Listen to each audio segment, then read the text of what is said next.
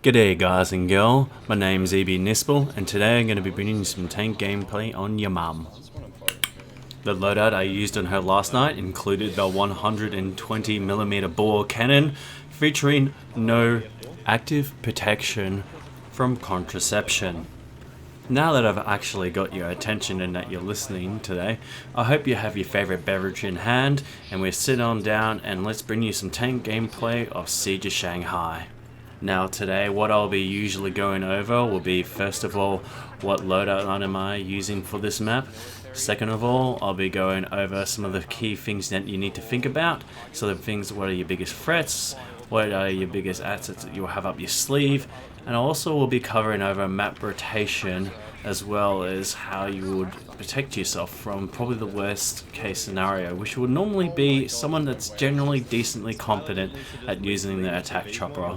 I think personally this map is probably one of the hardest maps in the game to master tanking on.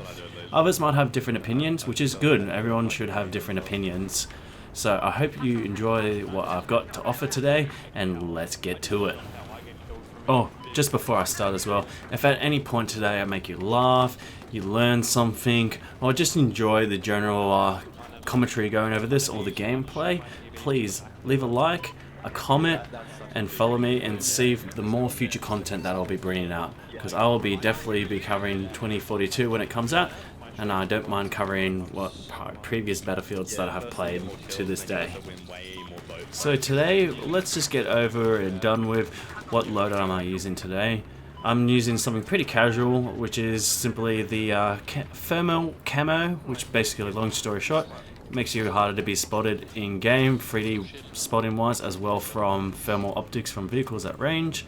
I use the AP shell, which generally has a balance between having decent splash damage versus damage against armor, as well as having a generally pretty decent and not overly broken shell velocity. And the HMG, because click timing is fun, because once you do that and master that, you will be a menace with the HMG just racking up the kill streaks. You can use alternative loadouts, which I would recommend, either simply using the AP shell with auto loadout. I would not advise to use HE shell on this map, even though technically with the HE and the autoloader you will be able to put out more damage faster, but at the end of the day, if the enemy tank runs AP shells and autoloader and you only have HE and autoloader, he's going to out DPS you and win these fights. Now, one of the gunner upgrades that you can use is either proxy or the fire nade, and the reason why I would choose between the two, you got two options. The fire nade will be able to use on anyone camping the roofs, but you'll find generally most of the rooftops in this game are quite high, so you can't really do too much about that. And plus you have the shell to ring death on them in those spots. Although there are some trickier spots on some certain flags that you can get a decent solid fire nade on, and you'll be able to get them out of there and stop them rutting in really cheesy spots on the roof. But also at the same time, if you got all these buildings that you're sitting underneath doing constantly hiding from the attack chopper, or you're just trying to drive around a different route to get a sneaky angle on a tank, you can use that proxy to kind of get an idea if there's anyone on the roofs above you, so that you can take note of it. So that's one of the reasons why I might probably run proxy as well. So just to give you two choices from here. Also, there's no other reason to run active protection. You could probably make the argument to run smoke, but there's just no point. Active protection will win most of the fights that you have, so don't worry about that. If you want to know what smoke does, basically what it does is unspot you as well as take less damage from different angles. Also, this is a map I probably would not run canister on. There's very few reasons why to run it on this map. The HMG just does better. You would probably benefit more using the canister on mid to close range maps, so that's another reason I probably would not bother using it, is simply the fact that the HMG you'll be able to tap and kill people more at better range compared to what the canister will do. Now, what I would probably use alternatively if you're not running thermal camo is reactive armor, and the reason why is when a TV missile will hit you, you won't be hit from ability, which is normally what will seal the deal between you living or dying when the attack chopper strafes you. So if you're finding that when you get strafed by the attack chopper and you just can't run away, that's the reason why, is because you don't have reactive armor and you're basically getting hit from ability and you're basically sitting ducks. So if that's an issue, that's the best way to kind of deal with it. Plus some other tricks I've got up the sleeve. Now, what's some of the strats and ideas I use at the start of the game? I normally will either go to the give me flag, or I will kind of rush the second flag. Although on the Chinese side of this map, I do like to have a very cheeky strat where I rush all the way to the B flag, and what I do there is I get underneath into the under the ground area and sit under there and be a massive rat to all the enemy armor and infantry. Because what they have to do to secure the flag completely so that I can't keep capping it is put more people on there and kill me. And as long as I'm down there, they're going to have to dedicate a lot of resources down there to kill me. When that comes up in the gameplay, I'll point it out for you. But another thing you want to consider as well when you're having the breakout start is, if you're really cheeky and you know some of the angles of the different slopes around the edge of the water, you could probably get a cheeky shot on one of the transport choppers or the attack chopper if they're not paying attention too much. Especially if they've got two heli sweats versing each other, they really like to do 1v1s. You can kind of take advantage of the scenario and capitalize a cheeky kill.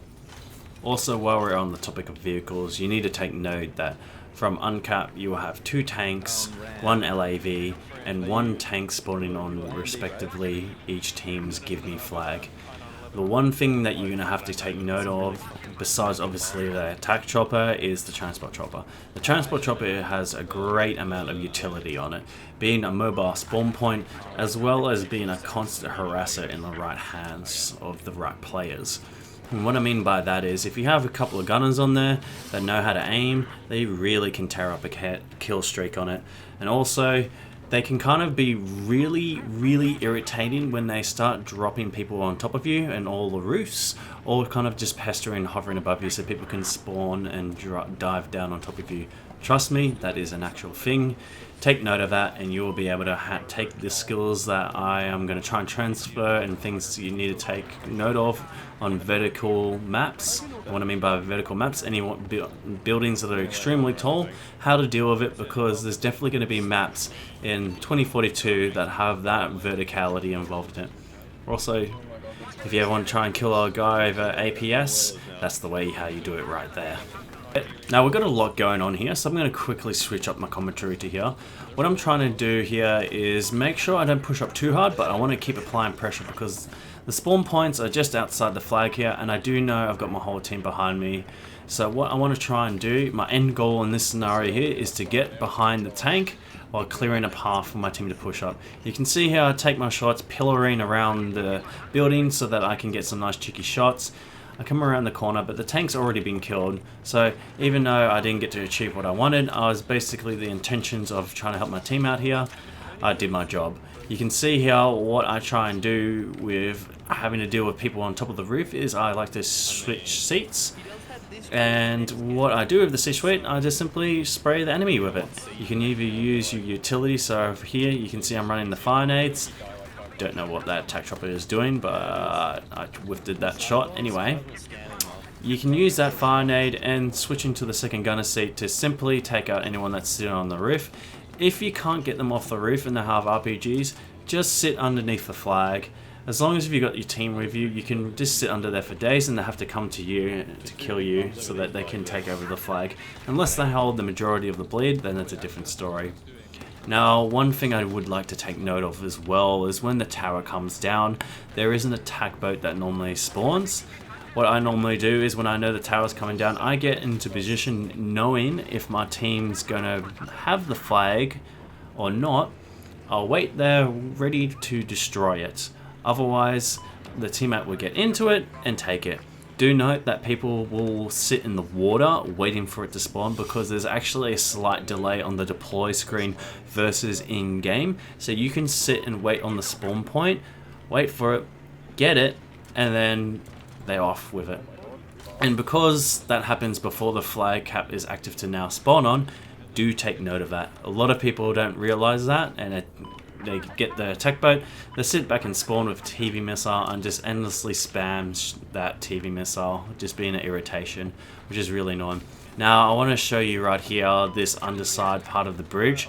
I really like to use this as a cheeky way to surprise enemy tanks that get super zealous and push all the way over the bridge, just not taking it on the surroundings and the information around them.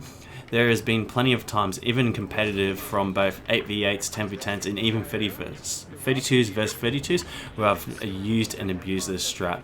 I even managed to take out some of the best tankers in North America on the opening of a Siege of Shanghai map using this strat. It was pretty well timed. I used my mates, we made them overconfident, they overzealously pushed. I was waiting in position and we seized those two tanks, killed them, and the third one had to retreat. And by the time he finally retreated, we finally caught up to him and he couldn't outrun the scenario and we killed him. So do take note, that area underneath there is very useful, but also at the same, do note that you can fall off the edges there and fall in the water with your tank. So do take note of it. You can see here, once again, I push really aggressively right into this underside area here. And the reason why I want to get in here is I want to stop them from getting on the roof here. So I'm just using what I have to do that. And you can see me almost killing myself with the fire nade. Yes, you can actually fire nade yourself out of the tank, so be a little bit careful with that.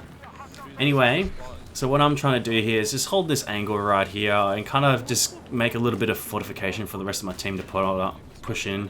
Also, I want to peek at a really strange angle where I can actually farm the spawn points on B a lot more carefully. But I'm just sitting here waiting to kill a couple of people going up and down the elevators and just waiting for the rest of my team to catch up.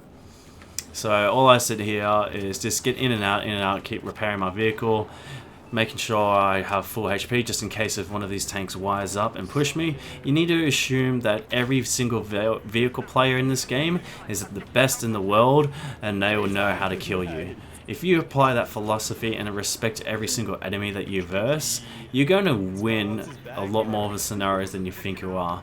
Have a little bit of respect for your enemy, but at the same time, be bold and brave. Because it's when you do those bold plays, you'll catch more experienced players off, because they might just assume that they're safe in that position, and you can just take full advantage of that.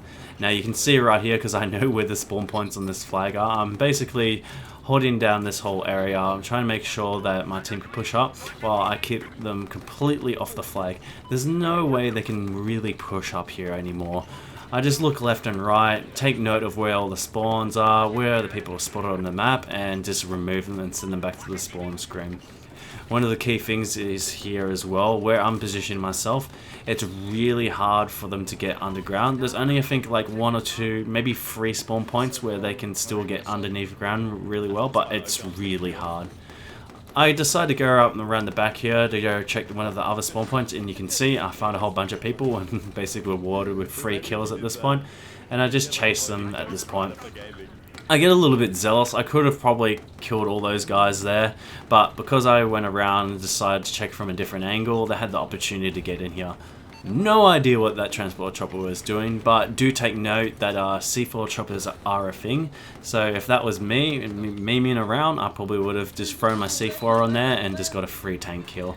It's a very valid strat, and if you don't believe me, please go use it on Zafford, on all the tankers on there, or Lav mains, or the AAs, because it is definitely a viable strat and it's the most uncommon one that you see. So you can see here, I'm being a little bit cheeky, switching to the side seat here, going in for a very juicy roadkill with my fire nade to help me out as well.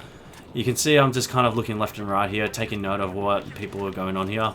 Don't know why that guy didn't run for it. That was his perfect opportunity to get away. But I just go in here, clear up everyone, and it's basically my flag now. I basically just walked up the spawn point here. Now that's the other spawn point I was talking about early on before. That spot right there is where a couple of other people can spawn in and still kind of can contest the flag while you're trying to farm the spawn point. You can drive out the opposite end of this as well, and you can actually do this with the IFV as well.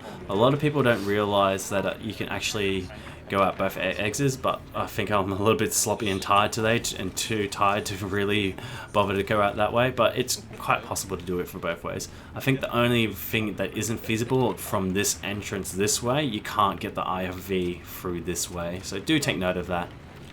Oh, I would really like to point out that you need to take note of coming out of those entrances like that, or anything that's got like pillars on the side of you as you're going down the road, because those are going to be very common slam spots for very skilled players or people that generally know how to AT.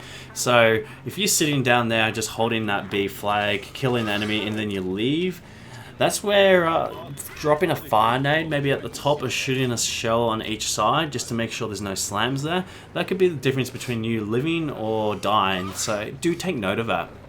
One of your best friends on Siege of Shanghai is actually going to be the HUD, and the reason why the HUD is because you're going to get so much useful information about what's going on in the surroundings around you, especially with all the verticality. It might save you. And also it's a good way to keep a track of if their attack chopper is up, because if their attack chopper's up and he's really focused on killing vehicles, then you're going to have to deal with that. If he's not and he's a bit of a farmer and they just focus the infantry, yeah, you're going to be alright, but if their transport chopper's up the whole entire time, that means they're going to have free reign of the roofs, and so they're going to just drop infantry on top of you, so just do take note of that. Holy crap, didn't know what that was, but that was a thing. Yes, I am doing a bit of a live commentary over here, a bit unscripted, but that's usually how I do it. I don't have much time to sit down and write a very lengthy script, so do bear with me. I'm trying to improve my content as much as possible. If you do have any comments that you would like to put in, things you liked, some things you would think would be good ideas for me to try out, please do let me know, because any bit of information I get will help improve this channel in the long run. Now, your best way to deal with coming across the bridge here, if you've got a whole bunch of lock-ons to deal with, is keeping your active protection handy. So when you ever go out into these big open spaces, you'll want to generally have that in reserve, especially if you're running thermal camo, because if you're running thermal camo, if you get hit on by a lock-on weapon, it's going to mobility hit you, and you can only get out and do so much repping before the next one comes in. And especially if the whole team has lock-on projectiles, then it's a different story even more, and you can almost get one-framed, so do take note of that. Another reason probably it's worth running reactive armor as well, especially in pubs. You can see here, pushing one of my favorite angles here, getting a cheeky strike shot in the tank here. He's hit for mobility and there's not much he can do. He's unfortunately running IR smoke, so he's in a very bad scenario here. I come in and finish off the job, but I can see there's a lot of people spawning in, and I can see my whole team's died here, so there's no point for me to stay there. I back on up, I've got 50 HP, it's time to repair myself.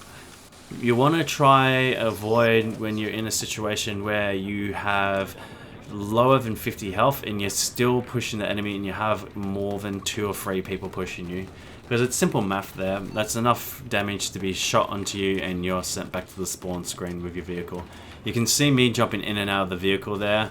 That's just a trick where you can unspot yourself. So if you're 3D spotted and you jump out of the vehicle and then jump back in, it cancels the 3D spot. And it's a nice little nifty trick. A lot of chopper pilots use this and little birds, but I don't think a lot of ground vehicle players notice that you can actually do that. And it's also probably one of the reasons why I kind of like to choose reactive armor and auto loader over the others, because when I'm versing in comp, I can just do that all the time and they won't really spot me at all. So I'm basically achieving the same thing as thermal optics. The only point to run thermal optics at that point is you just have less of a signature on thermals, but if you generally have good eyesight in the first place, that's not going to be really an issue anyway. So take that with a grain of salt, however you like your tank loadout to be, but that's just my little 2 cents in there. Now, the best way that you can deal with the attack chopper, sadly, if they are that good, there is not much you're going to do, and unfortunately you will have to be resorted to playing passive play. But as you can see here with my good force of habit, I'm demonstrating here how I'm kind of dealing with the situation, because I can see he's actually trying to focus on tanks, so I'm kind of using our cover as correctly as best as possible. The best way you're going to be able to hit a shell on them at this point as well is kind of predicting his exit routes and how he's going to exit out of his strafes. So One thing that you can always guarantee is the attack chopper is going to basically go in a straight line when it does its strafe, either it being sideways or going forwards or backwards. Do take note of that, and that's where you can kind of line up your shell with its shell velocity and its drop to hit the target.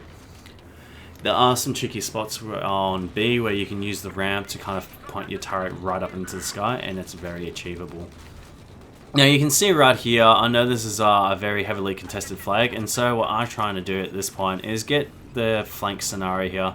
I destroy the IFV or get to the point where they bail it, and what I try and do is put one shell into the vehicle before anyone spawns into it, which means that I have the advantage when someone spawns in it already. You can see here I'm pushing very aggressively because I can see my backside's generally pretty covered, although there are some people up here.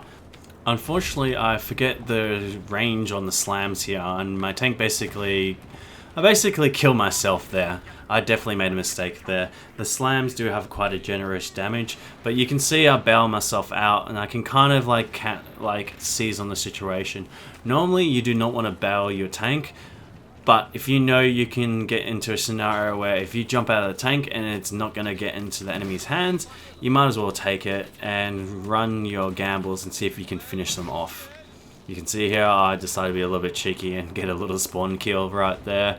The game's in its dying lengths, so I don't see why I have to play completely by the rules at this point. Anyway, I decided to suicide myself out and wait for the next tank here. Now, what I want to talk about here is Pillering. So, I don't think I've really gone into depth about this. When 2042 comes out, I will be doing a basics, moderate and advanced video on how to tank in Battlefield, which will transition from title to title. I don't think it's just relative just yet for me to do it, especially when I've got so much other content I need to get out and done with the way. Covering Battlefield 4, a masterclass in there. It's just something that's already been done by several other people already, and I think the most current videos are up to date with what the metas are. Anyway, Pillering is simply where you find an angle for where you can park your tank behind, and you kind of peek out like you would do as an infantry and kind of strafe your opponent. I also have a version of it called clown fishing, which it will make sense to you in a second. So basically what you're trying to do is Pillering, you hold an angle and you shoot at the enemy tank, infantry, and just kind of go for a bit of area control. And you're trying to make sure you're baiting the shells out and making them miss. And this is where clown fishing comes in, where you basically bring your tank out a little bit, expose yourself a little bit, and instantly pull back so you bait the shot and that he misses. That's what I will call clown fishing. So you're basically trying to clown the enemy to miss a shell shot and thus getting you a free shot with no respite of damage in return. Now when you're doing Pillering, if you have good positioning, you can kind of get away with doing what I'm doing here, is getting out, repairing, and especially if I have a gunner, it makes a lot of things easier, so you can kind of constantly keep your HP up and really fortify yourself down, especially against a heavy zerg pushing towards you.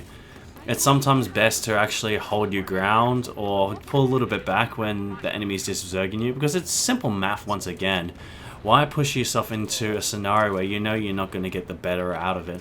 Unless it's for a greater cause, for example, the tickets are very extremely low and you just want to try and kill out as many players as possible so that they have less players to spawn back in to take more tickets, then yeah, sure. It's completely by context of what's going on in game by that point. Anyway, as we're getting close to the end of this round, there's about 100 tickets left. I'm using this underside of the bridge once again. It gives you just a nice little cheeky angles on the infantry on the C flag here. And also what you can do with this is if they're holding the bridge and you're not really be able to get across, and you're all gonna get bottlenecked up on the bridge, you can kind of just take a cheeky left right here, clear up the C flag, and there's all these ramps here where you can actually get behind the enemy. And I see so many tankers, especially even experienced ones, just not take advantage of this whatsoever. Sometimes in the tank, you actually have to do some flanks, believe it or not. Sometimes driving a tank straight into the enemy is not the best thing to do. So you need to become creative with your gameplay. And some of the best tankers I've seen that got really good at this game is just being creative in the way they can peek you. So you can see I come up here, spin around the side, and these infantry get completely caught off by guard. Some of them actually start to run, and I clean up all the other ones that have AT weapons, because target priority, you kill anything that can do damage to you first, then follow everything else up. Now I've taken this little area here, I do take note that there's infantry above me, so I can't come out too far and expose myself. I did notice that I actually missed an infantry player behind me, but I'm more focused on what's happening here in front of me, and this is the scenario I want to win. I managed to get behind both of these tanks here because of that little flank I did there. It's so underused, and you can just do this rinse and repeat over and over again and win scenarios. So we just destroyed 2 of their tanks, and we killed a whole bunch of infantry, and basically secured C at this point, because I was mopping up all the people in there while our team was also watching the spawn points there. For note, the spawn points when the tower is down is directly to my right here, all along those pillars. You can see I switch seats again to try and take out people on the roof. It's really effective, and I just push on in because we've got 30 tickets here, so I'm going to try and get as many kills as I can. Just rock up a bit of a kill feed here and push on in. I go back underneath here. Just do take note, if you're not running proxy, that you can run into slams right there. So if you want to avoid that, you just shoot a shell here and there. Otherwise you get the guy to throw a fire nade on your way down. Now that about wraps up the video for Siege of Shanghai. Hopefully this helps you play this map a bit better, gain some experience and some knowledge, and I'll be back with you some more videos again soon.